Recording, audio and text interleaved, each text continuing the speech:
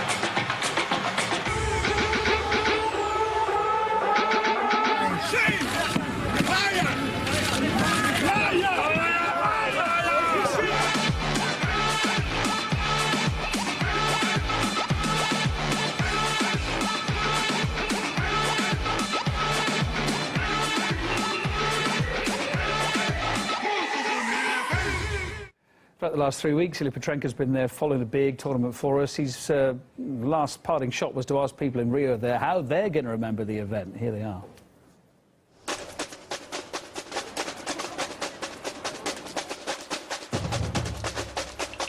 If you're one of those who've had a chance to miss out on the many scandals before and during Rio 2016, lucky you. Bits of the Olympics really turned into Scandalympics. But which trouble will be remembered most? What do you think is the first thing that comes up on your mind when we say scandals in Rio? Doping. Booing. Well, Russia. The Russian team. The doping scandal. Fear the media portraying the fact that Rio 16 is a bad place, and I actually think it's really good. When you're here, you forget about them. Well, I think Mr. Temer to the government here in Brazil. Maybe the organization. Maybe corruption or crime. Something related to ISIS. All of the empty seats at the venues. Obviously the lelaki thing, I mean, come on. U.S. swimmers. The American swimmers. Yeah, lelaki is what I was going to say. Do you think things like that put a stain on the Olympics? No, I mean, as long as it comes out that, you know what, he was full of and you kind of have to deal with a few idiots every time. Their ego is very high.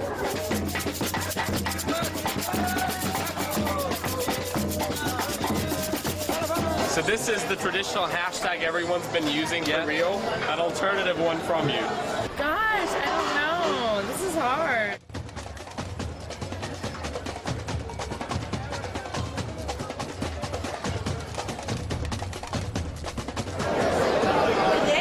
Can you point it to the camera and say what it is? Rio rocks.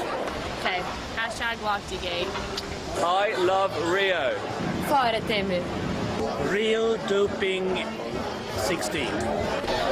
Too worried. Pride and circuses. I'm going with hashtag grotesque. No worries. No lies. No more scandals, please. Well, isn't that the best thing to say before saying farewell to Rio? Yeah, farewell for now, Ilya. But of course, it's not all over yet.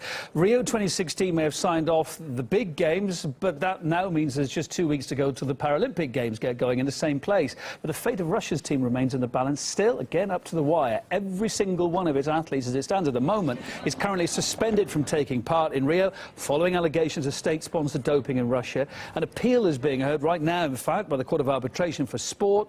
They say they're expected to announce their final decision by tomorrow. Could be any time over the next 24 hours. As soon as it happens, we will update you. You can bank on that. For now, though, that's it from me, Kevin Owen, for half an hour. Between now and then, great programmes coming up, depending where you're watching us, going underground in RT International. If you're watching us in the UK or Ireland, you've got Sophie along questioning today whether Europe can draw on Israel's experience of dealing with extremism.